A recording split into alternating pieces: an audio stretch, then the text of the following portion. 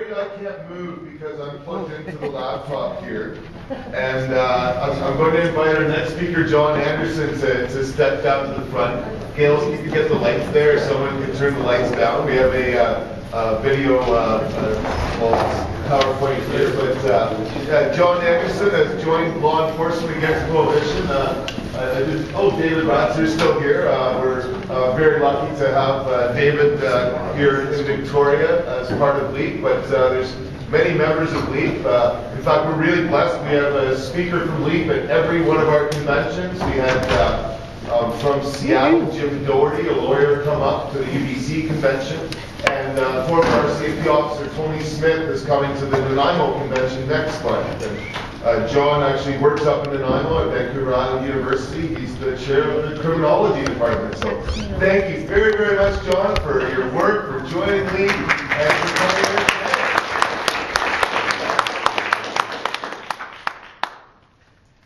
Before I begin, I've got an announcement that I would like to read that David has asked me to pass on to you. It's a bit dark here for me, but I'll do my best.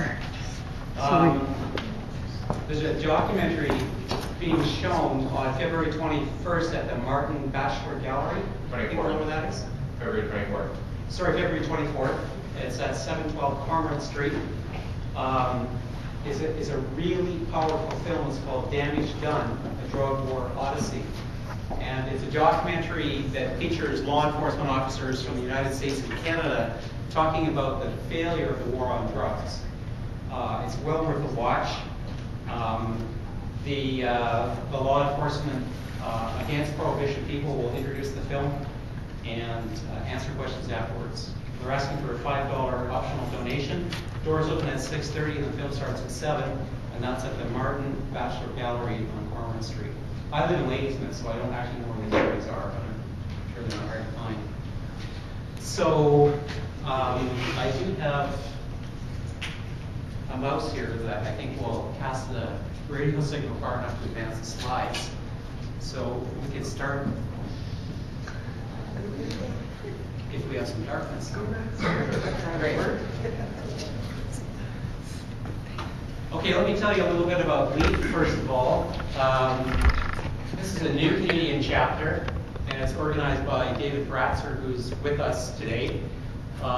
David is a serving member of the Victoria City Police, and I think it's really courageous of him to take a stand against the oppressive nature of prohibition laws generally, while he is an activist. Here, yeah. It takes a lot of flack for that. It's a little different for me. It's been, 25, well, nearly 30 years since I was a peace officer, and I'm quite removed from it, and I don't take the flack that he would in the workplace. So our key message is that the war on drugs or prohibition is a failed policy. LEAP supports policies that lower the incidence of death, disease, crime, and addiction, and we believe that any prohibition means regulating drugs to keep them from vulnerable populations. Just to give you some of my credentials, you're going to be back in time now, but that's me back in 1983 when I was a correctional officer at the Vancouver Pretrial Services Center. One of the things that I learned very quickly as a novice peace officer was that the last thing that you wanted to happen on your units where you were a correctional officer was for inmates to begin making brews, homemade alcoholic brews, because you get these guys drunk and they're really unmanageable. But if you walked on a unit and you caught the waft of cannabis coming your way, you knew that you were in for easy shit. It's well known among federal and provincial correctional officers that marijuana has a calming effect on prison populations, and alcohol, of course, is the opposite. So maybe as a bit of background, I just want to mention a few words about the prevalence of drug use in the United States and in Canada. All the people on the screen there admit to using marijuana at one point in their lives. The most recent government studies show that the number of people in the U.S. above the age of 12 who use an illegal drug is 112 million. or 46% of the population. I'm not sure how well you can read that. I don't have my screen in front of me, so I'm going to have to stand back. It's not, there we go. Yeah, next there. So what we see, this is Canadian data from the Canadian Centre of Substance Abuse, the Canadian Addiction Survey. I mean, it's called Addiction Survey, but it surveys Canadians about their use of drugs, including alcohol and tobacco. And so what we see for men and women, according to the survey, half of men and 39% of women have used drugs at some point in their life. It's, I mean, if you listen to professors like Neil Boyd and Bruce Alexander, the use of psychotropic drugs is something that is an historical reality, and it cuts across all age groups. So there's very few cultures that haven't sought to alter their state of mind or their state of being at some point. Now, in terms of the kind of work that prohibition, so the law enforcement community engages in, if we took all of the drug offenses in Canada and disaggregated them by type, we'd see that most of the law enforcement activity in Canada is directed towards cannabis offenses. This data comes from the Juristat bulletin from Stats Canada. So there's some trends there. The red line are cocaine offenses, and I think it's misleading for us to understand these as patterns of use. But really, what we're looking at are patterns of enforcement. So there's certainly a concerted effort since the early 1990s to pursue cannabis-related offenses. The bulk of those, 70% of all the cannabis-related offenses, are for possession of marijuana. So imagine where Canadian tax dollars are going in this effort to prevent people from using drugs through the threat of criminal sanctions. According to the data that we have from the United States, 78% of people who are over 50 years old have used cannabis at least once in their lifetime. I find that astounding. And we also see different trends over time for age of administration, depending upon the pattern of use. So the darkest box is for people who have used cannabis, report using cannabis within the last 30 days, and once a year or annually is the next darkest box, and the lightest box is any time during their lifetime.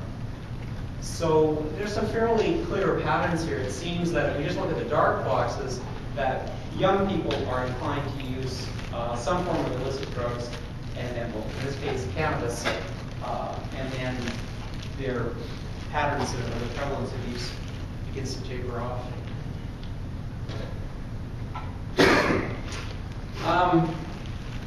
UVic, there's a Center for Addictions Research at UVic collects data from surveys of the population, and cannabis use by BC residents.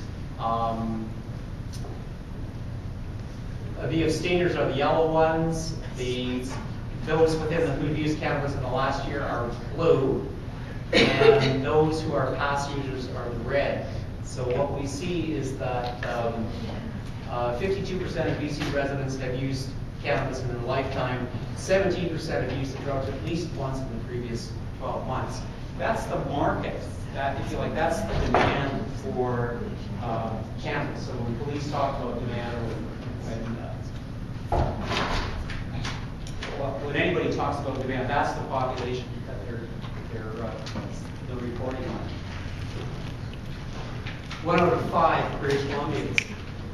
The 2010 survey by the National Center on Addiction and Substance Abuse at Columbia University reported that the majority of public high school students report drug use or sales on school grounds. This is in the United States. Students report it's easier to buy illegal drugs than it is to buy beer or cigarettes, and perhaps that's because drug dealers don't ask for ID. We're all we can look at some of the unintended consequences of prohibition. There was a place on Candy Street that burned down. Next to Mark Nichols. Blood Brothers. Blood Brothers, yeah, that's inside Blood Brothers. Okay.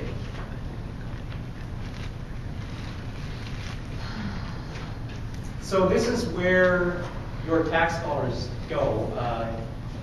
The green part is on enforcement. 70% of all money that's goes towards Canada's drug policies on enforcement. Coordination and research is only 7%, prevention 4%, treatment 17%, and harm reduction 2%. So the policing community, the law enforcement community, is getting the lion's share of the dollars when it comes to responding to illicit drug use. What does the government do for harm reduction? That would be insight, for example, or needle exchanges. So one of the unintended consequences, of course, is the organized crime that flourishes in a black market economy.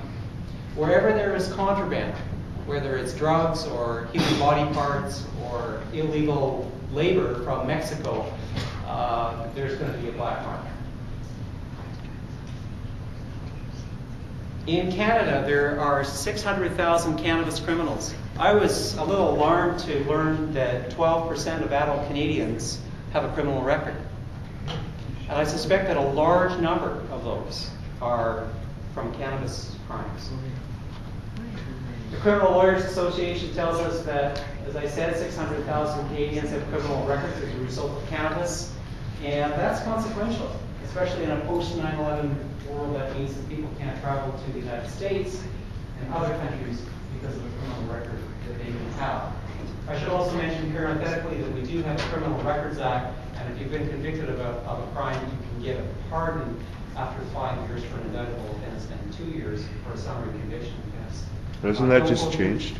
Didn't that just change? Didn't Ottawa just change that? It made it harder for people to get They're pardons? trying to. Oh. They're trying to. I'm not sure that it's passed yet, but it looks as though it may pass. It will be more difficult. There are some, I'll just leave it at that. But, I mean, in the United States, if you're arrested for a crime, the arrest record follows you for the rest of your life. In Canada, if you're convicted of a crime, not arrested, but convicted of a crime, and if you get a pardon, it actually seals your record. And so when police do a background check on you, it does not show up on their system, unless it's for a sex crime. That law was changed in 2004. Total cost to British Columbians are estimated at $6 billion. Most of that is because of alcohol and tobacco. Illicit drugs actually constitute a much smaller proportion of the money that governments spend to address the impact of psychoactive substances. I'd say the irresponsible use of psychoactive substances. And I specifically want to mention what happens for police crackdowns. I've taken a lot of these photographs, and this kind of activity is not difficult to discover if you spend some time on the downtown east side. There's a lot of this enforcement activity that's going on, and some of it's not particularly pretty to see.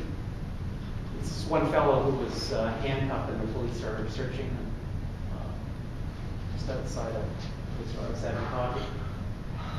On April 7th, in 2003, police deployed extra personnel to, quote, suppress the open-air drug market and to restore a community in the vicinity of Hastings and Main Streets. That was Sarah Bloor. I don't know if you remember that crackdown. This is what the crackdown looked like about a year later. I mean, there was a visible sign that things had changed in the downtown core. But as you can see, there's plainclothes officers over there on the right and uniformed officers, and they're stopping people and just searching their possessions.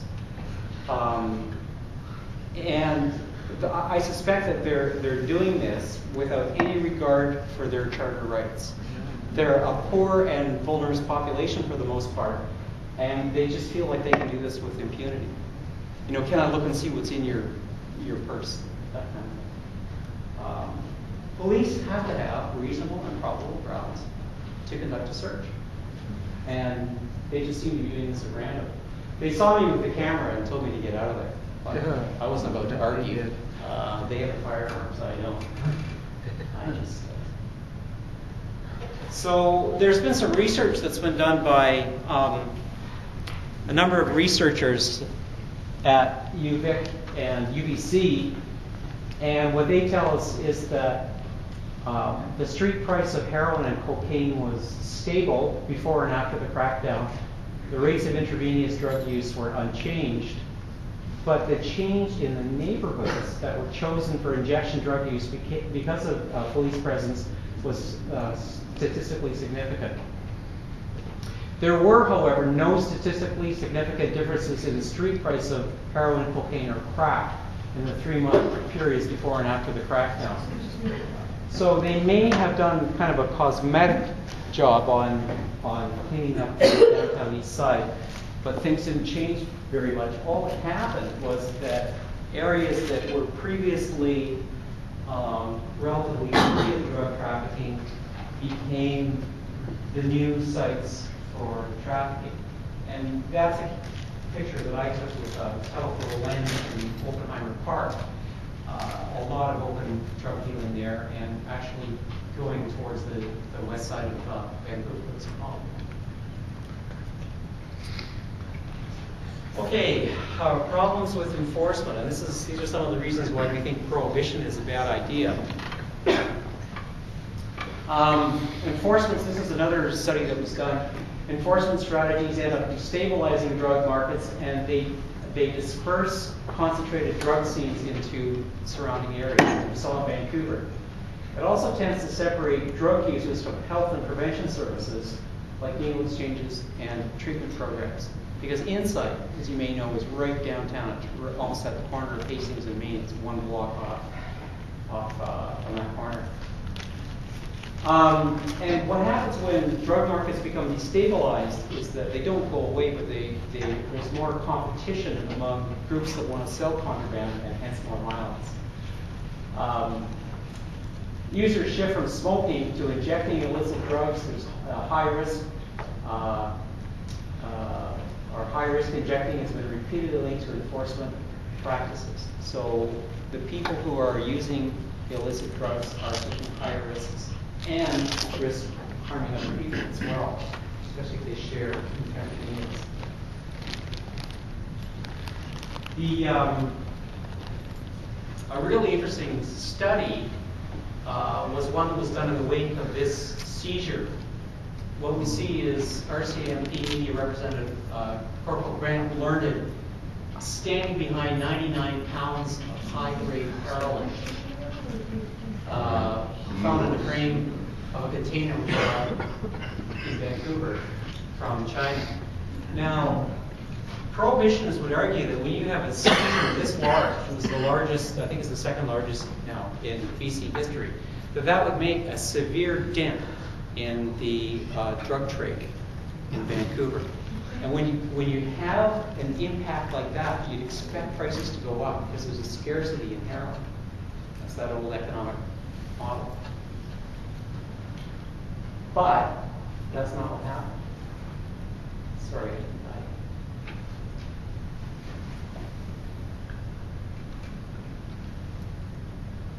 I've got a slide next time. Okay, I can make the same point later.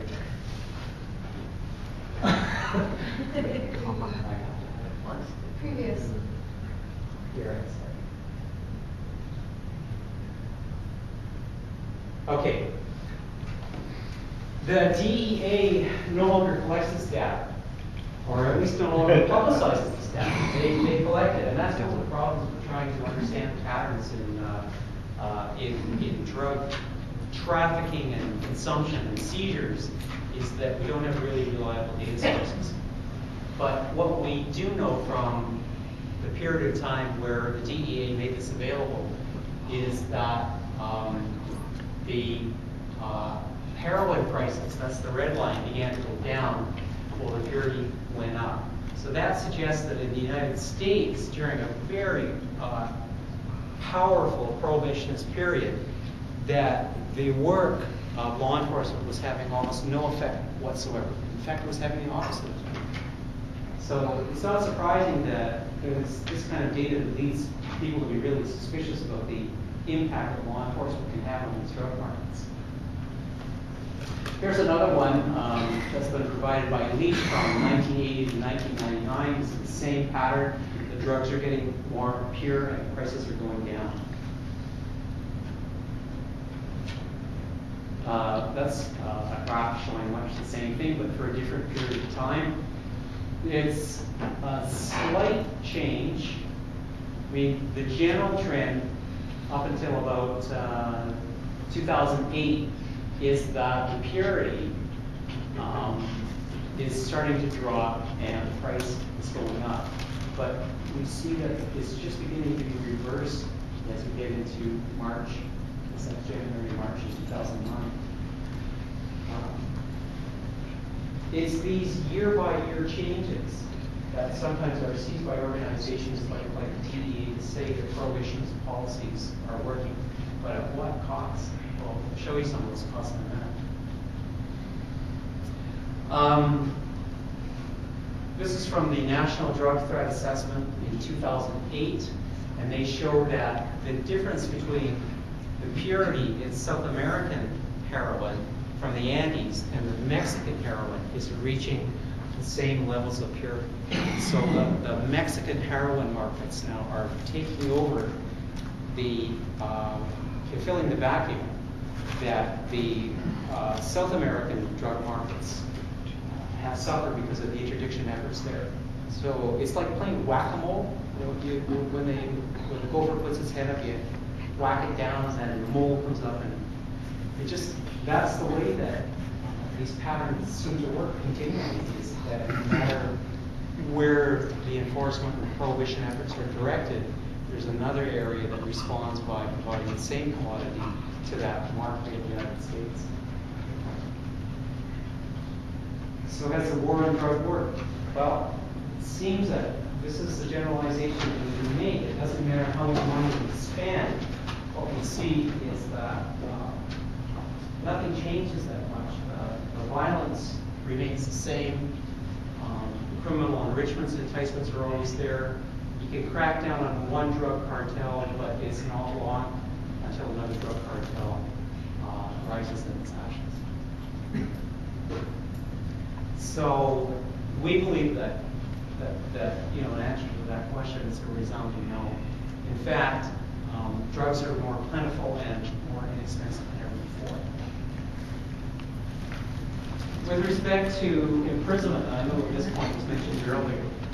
In the United States, the number of non-violent drug offenders in prison exceeds by 100,000 the total incarcerated population in the European Union, despite the fact that the EU has 100 million more citizens.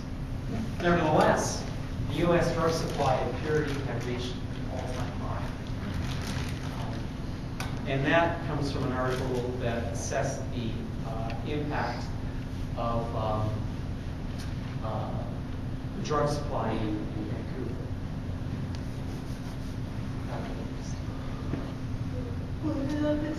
Yeah, I do too. And it's funny, when I first saw this, and it was actually a publication, not a leaked publication, but a separate publication. I saw David Bratzer's quote here, and I thought, wow, I think exactly, it hadn't met David, but I said, this is what I've been telling my students as well in a criminal justice policy class that I teach.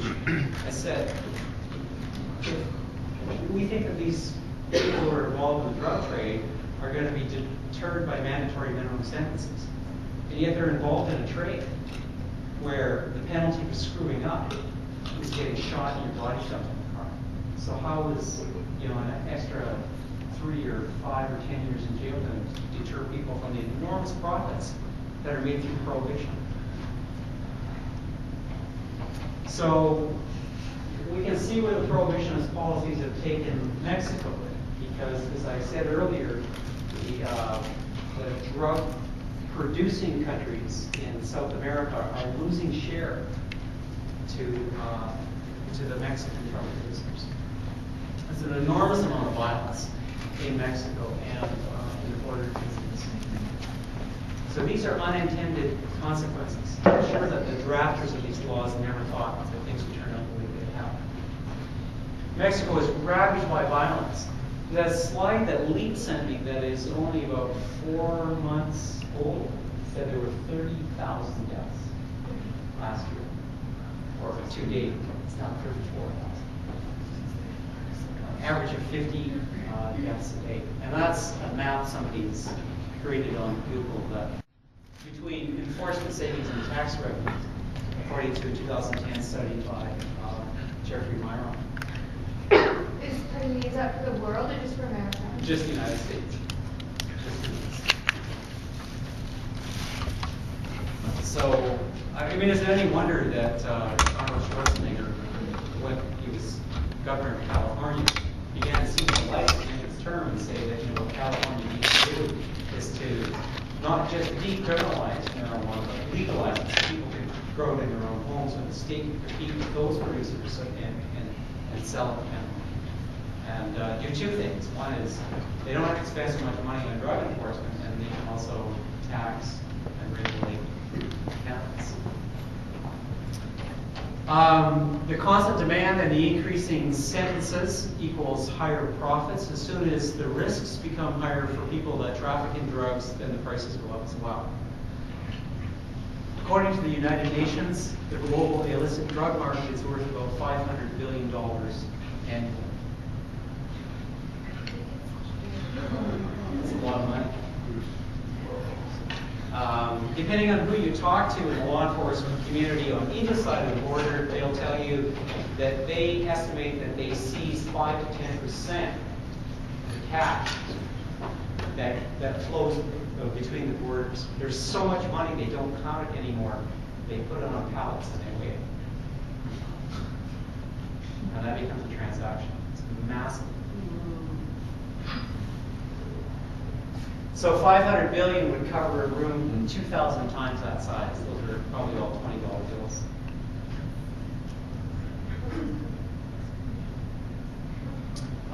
The United States has the highest rate of incarceration in the world, with a little less than 5% of the world's population, but 25% of the world's prisoners. An enormous number of those people are serving long sentences for different crimes. It's also, as mentioned earlier, it's also a racist war as well. In fact, if you read the history of Canada's own drug laws, our anti-opiate laws, they were in reaction to the Asian community that was competing with Canadian-born workers after the railway was completed at the beginning of the last century. In the United States, blacks constitute 53% of all persons who enter prison because of a drug conviction, and blacks are 10 times more likely than whites to enter prison for drug offenses. And by way of contrast, South Africa in 1993, under apartheid, the most racist regime in history, had an incarceration rate of 851 per 100,000 of the United States in 2008, has an incarceration rate of 4,919.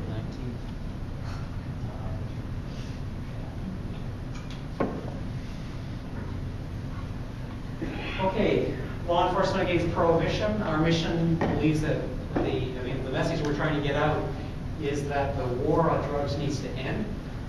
We support a model of regulated and controlled distribution of drugs, which would lead to fewer incidents of death, disease, crime, and addiction. And I think it's a travesty. I'm 57 years old. I think it's a travesty that when I was a young person, that someone could go to jail for marijuana. And since then, there's been at least, there's the Dane Commission and 2 Senate committees that have advocated the decriminalization of marijuana. And people can still go to jail for possession of marijuana today. That is a travesty of justice. It's just wrong. Now in Portugal, they have decriminalized a range of drugs since 2001, and drug use by 13 to 19-year-olds is down by 22 to 25%. Heroin overdoses are down by 52%, and HIV infections reported by drug users is down 71%. It's very, very difficult for Canada to take an anti-prohibitionist stand because the Americans are going to threaten sanctions. They just won't stand for it. But you have to start somewhere. You've got to begin the struggle somewhere. Since taking a public health approach to heroin, not one person in the program in Switzerland has died of a heroin overdose since it was implemented. And they're reporting lower rates of crime, death, disease, a drop in expected new users, and an improvement in mental and physical health, employment, housing. Felony crime by this group is down 60%. It stands to reason that if people can obtain heroin legally, that they're not going to have to conduct a whole bunch of property crime to support their habit. I have a film that I show my students it's narrated by David Suzuki, and it's on the nature of things. And it shows heroin addicts going into a pharmacy in Liverpool and getting their heroin from the chemist. And they either drink there, it's administered orally. There was also one pharmacist who was putting heroin in a cigarette, so it could be taken.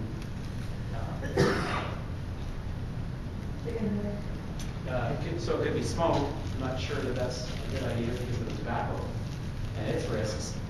But I think what's startling is that you can have fully functioning heroin addicts who have families, who have jobs, and because they're not spending the time every day looking for a source, that they actually can have a fairly healthy lifestyle.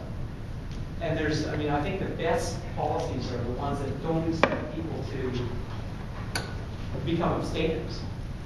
They would encourage abstinence, but it's not a condition of your treatment that you vow to become an abstainer. One of the models that I think makes a lot of sense for treating opiate addiction is for the same way that someone might want to quit smoking. You go to your doctor and you say, I've tried to quit smoking on my own, I can't do it, how can you help me? And the doctor has got a list of things that he can prescribe to minimize the harm. Even if people really cut down on smoking, that's far better than maintaining the pattern that they have had. But no doctor is going to say, if you don't take a vow to quit smoking within 3 months, I'm not going to give you any medication to help you through that period. But we seem to have this expectation that people who are addicted to opiates must be full and complete abstainers, and that's probably unrealistic. Okay, are we heading in the right direction? There's some evidence we may be. Mexico has decriminalized all drugs to reduce police corruption, that is, possession offenses. Argentina's Supreme Court has ruled it unconstitutional to arrest anyone for use of personal possession of any drug. The Supreme Court of Colombia made the same ruling, and the Czech Republic has decriminalized all drugs. Decriminalization is not enough. If we were to decriminalize marijuana, all that would mean is that people who are in possession of marijuana would not be charged with criminal offense. You have to be allowed to grow your own. That's what's going to affect the illicit drug market.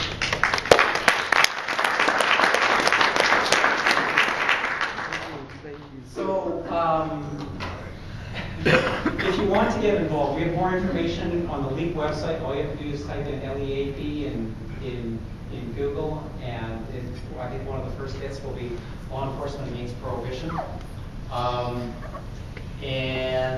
I've got some of those local health units myself for joining.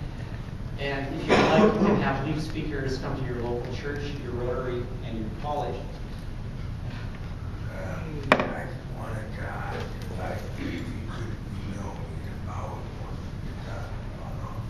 Yes, it's a huge PowerPoint. I mean, in terms of the size, I think it's about 8 megs. But I'm not sure how many would handle that. But if you have a We'll get the images and put them up on our page there. Okay, great. Yeah, we can put up on our forum. So, in some respects, I feel like I've been doing the work of LEAP for a lot of years, teaching technology and criminal justice policy. This is the first talk I've given on behalf of LEAP. And I guess it's kind of my way of getting more active about things that I felt passionately about in the past. And I know that a lot of you are, feel the same way that LEAP does about cannabis. And that's where we see some common ground and how we can support each other. So, maybe I don't have, I was told I'd be preaching to the converted here, so maybe I don't need to encourage you to get involved. But it's certainly worthwhile to join, the chorus of voices that are just, they're reevaluating what we've been doing for the past 60 or 70 years in the senior college. I'm proud to be, thanks Ted.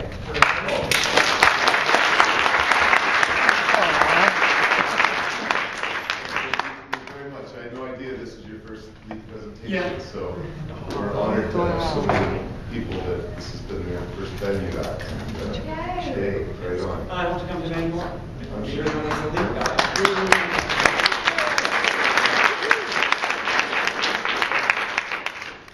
Yeah, we'll announce this here again. It's a Martin Bachelor Gallery, 712 Cormorant, I imagine somewhere around Cormorant and Blanchard.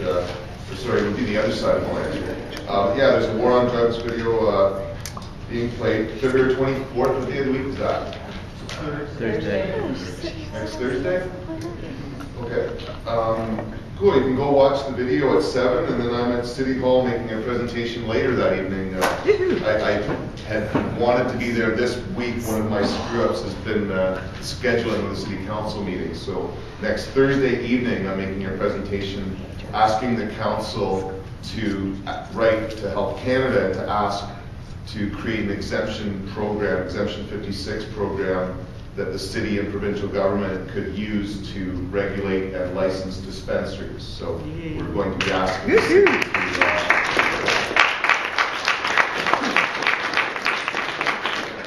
push for that. Thanks. Part of that is we are preparing for our own court case May 19th and 20th. We have our bakery trial starting to proceed.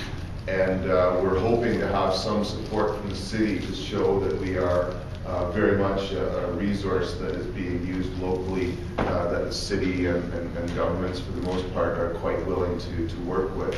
And so it's quite ironic, our bakery got raided and our store's going full tilt. But my friend Owen has charges of trafficking THC, so we're going to beat that. We have a 20-day jury trial. I should say our lawyer, Kurt Tusaw, is going to be representing us with John Conroy. And so we have a benefit concert tonight at the Sunset Room if people want to come and help with that. And then logistically too, here right after we're done talking, we have a raffle ending sometime after 4:20. I throw some money to our friends that came from Vancouver and a bit to LEAP for having speakers come each time, but it would be good to get some money back. So if you want to buy some raffle tickets, that would be great. There's lots of prizes. Actually, I'd probably lose money on most of my raffles. I don't care. If you want to get in on a raffle, we're having that at the end. But before we finish on all the details here, I would like to invite the courageous Jody Emery to come up and share with us some of her thoughts about what we're doing as a community, and in particular what's happening with Mark and his struggles down there. So thank you.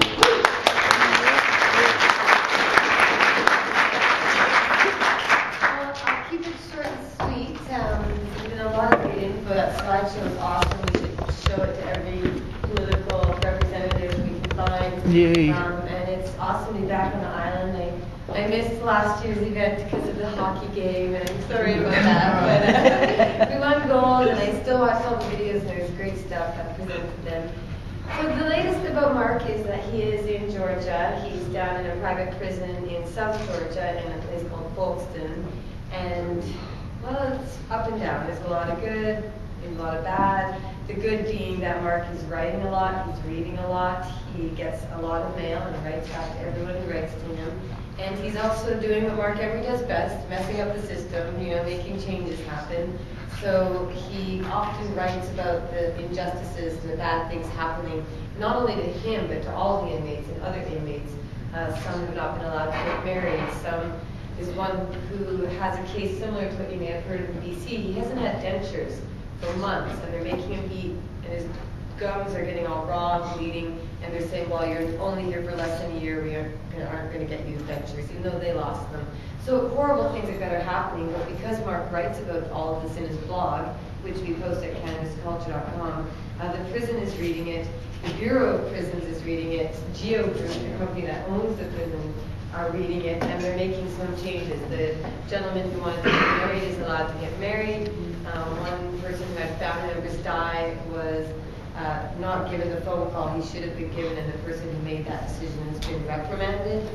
There are some bad things, like not allowed to hold hands during visits, which I called the Geo Group headquarters to let them know that that's contrary to the purpose of visits, which is rehabilitation and to maintain a connection. So there's a lot of struggle trying to get that place running smoothly. It's a new private prison, and Mark was meant to go to California, and they shipped him off to Georgia, of all places. And I remember when he was first sentenced, and they said he was going to California. I'm like, yes, it's not Mississippi or Georgia or somewhere horrible. And then, of course, they send him as far away as they can to me. But with the help of friends and supporters like Dana Larson of the dispensary in Vancouver and others who have sent money to help, I'm able to go visit Mark, and that really keeps him going because Mark is a very social person. He needs to connect with people. He needs to hear what's going on.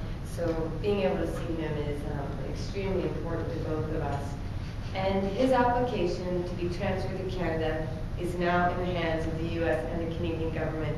So when Mark was sentenced in September, his Canadian application went into the Canadian government, but they basically say, well, we don't do anything until the U.S. decides.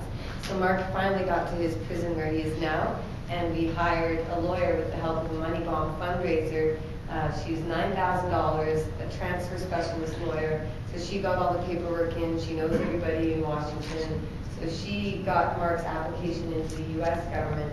And they can make a decision whenever they want, though we expect it to happen sometime around June. And after that decision is made, then the Canadian government decides whether they want to bring him back or not. This conservative government has been refusing a lot of drug offenders' transfer requests. So a lot of Canadians who are accused of smuggling pot over the border are not being brought back into Canada. But hopefully with all the support we have, over 26 members of Parliament, mayors, senators, different elected officials from Canada, we've got their support to get Mark home. We're working on American political support to get Mark home. So the latest is we're just still encouraging people to write letters, go to freemark.ca. I have a bunch of free Mark buttons. I didn't bring them up to the front, but if you come to me when we're in the circle outside, I'll gladly give you a free Mark button to wear around. And please send him a letter, because mail means everything to an inmate. I can't stress how depressing it would be. I can't imagine even if we were all locked in this room for 1 day or 2 days or 3 days and start to go kind of crazy with the lack of privacy. Since Mark doesn't have his own cell, he sleeps in a big room with 60 other guys in bunk beds in a dorm. So there isn't any privacy of that sort. And phone calls are limited, and there's always a lot of ordeals. So if you just keep up to date at our website, cannabisculture.com. You can also keep up to date with my weekly videos I do for Pot TV, and they're posted on our website and Free Mark as well. I give weekly news about how Mark is doing, the latest struggles, the latest challenges, and good news, like in the vending machines, for example. I just found out from the wife of a prisoner that they got little carrot packs in there, because I was saying, you can't serve us lunch that's just meat sandwiches. I'm a vegetarian, you know, you gotta have veggies in your vending machine. So they did that, and there's some little improvements that happened. So, you know, you be a squeaky wheel, you might get greased, you know. So we'll see how that all goes. But mostly, please keep up to date on our websites and do what you can to write and raise up attention about Mark, because on May 10th, that'll be the anniversary, 1 year of being extradited, and I hope we can get him back as soon as possible, and that would probably be next year, or maybe if everything goes quickly by Christmas this year. So I know I've got another summer ahead of working hard, trying to keep Mark's spirits up, as well as many others, because as I always try and point out, this isn't just about Mark. I mean, every time I think about the horrible things happening to him, I'm immediately reminded of all the people that are in there with him who don't get to see their families, they don't have any money. I mean, I sent a book on fonts to an inmate, and he wrote me a letter back, as I showed in one of my videos, and said, you know, I'm from Mexico, and I would never expect a gift, so this is a blessing. I'm like, no, it's just a book, you know, and there's people who have absolutely nothing, and Mark and I have so much support.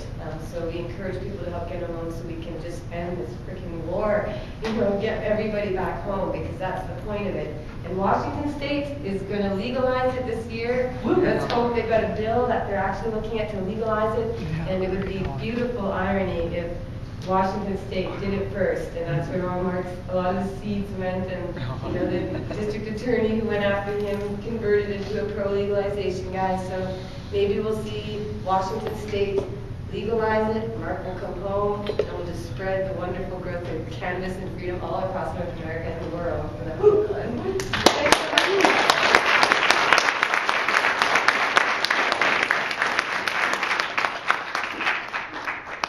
Thank you so much, Jody. Thanks to everybody. There's a large crew that came over from Vancouver for this. We really appreciate it. Vancouver is you know, leading the way and always has, and it's been exciting to have folks come over. And exciting to be over there at BC in the recent Cannabis convention. It's really, for the most part, quite exciting times for our movement. There's more happening, more opportunities, new things coming up, it seems, all the time. But there is this ebb and flow. As I mentioned earlier, the North Island Compassion Club was raided on Friday. A little bit of background, they've been working up there for about a decade now. The founder of the club, Noreen, was arrested years ago from her home, and she was sent to jail for a while herself. And after she was arrested, a small group decided that they needed to keep the medicine flowing, and under Ernie's leadership, they actually, and I think even went public and had a van set up at the train station selling medicine until they had enough momentum to move into a house, which is where they've operated from until Friday. It seems as though they still plan on working through their Cumberland location. They've actually had 2 places of late. We've been really encouraging them in the last year to be more public and more forward. We've had a convention in Courtney as well, and they've gotten some press. And so they've had much more of a presence in the last year than they ever had before. We're not 100% sure why they were busted. They had been warned, in a sense, a few months ago. One of their members had been pulled over driving away from the club, and were told that they were, you know, coming after the Compassion Club. But to my knowledge, there hasn't been very much sense. Word from the police was that there was a complaint. We're not sure the nature of that complaint. Their first court appearance is May 11th, at which time they'll get the particulars and find more information. And so the press release should be issued tomorrow. I'm not sure. I was hoping that he was going to come here today to talk about details about what we're going to do. The Passion Club there doesn't have a lot of resources. They're not ready for this. They sold so close to profit, they have no reserves. Like, it would be like, I think it was $1 on top, like, per gram that they were charging. So they've done everything they could to keep the costs so low to the membership that they don't have any either legal, financial reserves, or apparently they even took all the pots. So it seems like they've cleared the place out. They haven't had much luck getting the word out, aside from some information on Facebook. There's a very harsh climate there. The mayor and council doesn't appear to be supportive. The conservative member of parliament in the riding isn't too sure. So they have a very different climate there with the RCMP and stuff. It feels quite strange to be working here, knowing what's happened up there, but we just got to keep truthing on. Yeah, it seems like every time we get a couple steps ahead, there's one back, but the nature of this plant, the nature of the people involved, is that we are not going to give up and bow to these authorities. We know we're right. We know this plant is good, and so it's something that these struggles that we face just bring us to March, and it's going to be a struggle for the club to keep open. I hope they do, but yeah, that's going on up Island. And here, honestly, this week's been a bit of a struggle. I really appreciate everybody that's came today, all the speakers and help. I've never tried to do so much in my life. It's been really a bit much. This is the 8th event in 8 days, and I have another party tonight. So I really think I planned every single one on the wrong day. There's just been one thing after another, I'm really going to be glad to have it over with. But it won't stop me. Next year we'll have different events. I think I'm going to do the cookie giveaway on Valentine's Day next year. I think that's just a good thing to do for Valentine's Day. Anyway, next year we're going to do another week of events.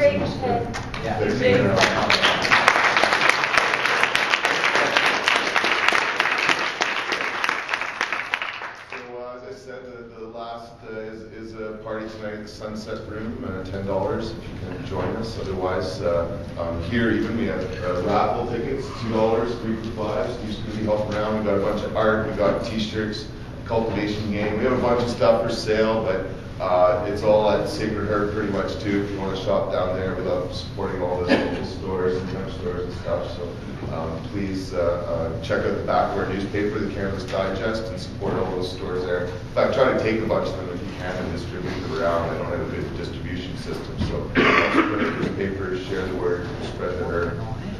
Victoria Seed Bank, plant seeds of freedom.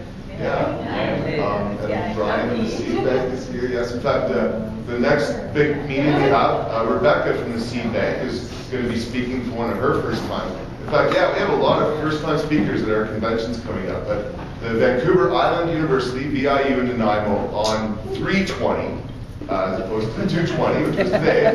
But yeah, March 20th, we have, as I mentioned, Tony Smith, the keynote speaker, Rebecca Ambrose from the Seed Bank. We have the president of the UBC Club, Graham Nixon, coming. He's a keen hemp advocate, young kid from Alberta, so he's going to be talking about all the stuff going on with hemp and what he wants to do with his life and stuff, which is really exciting. We also have Andrew Brown, the editor of our newspaper, Cannabis Digest, who is the editor of the Navigator, as was Jeremiah. And so the student newspaper up there has been breeding cannabis activists. I'm not sure who's coming out of it this year, but yeah, Andrew's going to be back on his home turf talking. And we have Spencer from Green Harvest coming as well. Sita's joining us here today. I must say congratulations, Sita, on the Canada.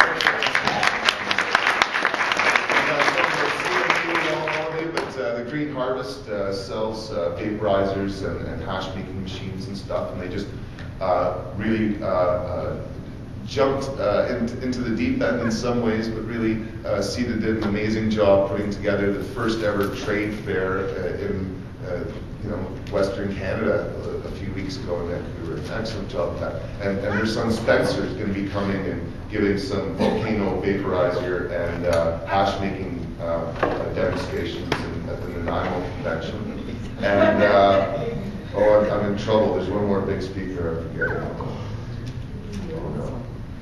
Oh, no. There's more. There's here today. They'll be out next week. But yeah, our next big event is up in Nanaimo 4 weeks from today. And there's always, more things happening. Again, our newspaper and web pages is the best way to keep up to date with all that. So I'd just like to again just thank everybody for coming here today and for all the help. John West, that's it. Thank you. Yeah, we have our old rainbow friend John West coming out of Hornby Island. He actually came from Hornby to go to the UBC convention, so he's been in this movement as long as some of us have been alive, I think. So really looking forward to John West and his Church of the Universe presence, I guess you could say. So yeah, that's the lineup there. Again, thanks everybody for coming, and yeah, have a wonderful day.